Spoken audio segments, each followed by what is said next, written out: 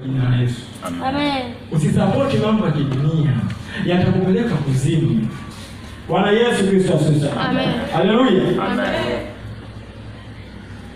Haleluya. Amen. Yeah.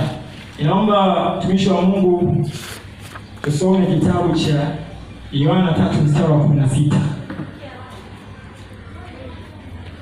Yohana 3:16. Yes.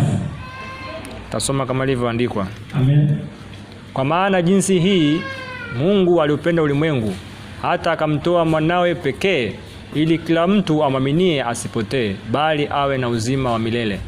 Bwana Yesu Kristo asifiwe. Amen. Mfano mzuri wa kugusa maisha wengine ni nani? Ni Yesu. Bwana Yesu Kristo asifiwe. Yesu alikuja duniani kuja kutuokoa wenye dhambi. Kwa kupiga kwake Yesu sisi tume nini? Tumepona. Je, ni nani ambaye leo tumchukua apige kama Yesu vile vile? Atakayekubali hapa duniani? Hakuna. Kwa hiyo Yesu alikuja duniani kuja kutuokoa wenye dhambi, alijitoa.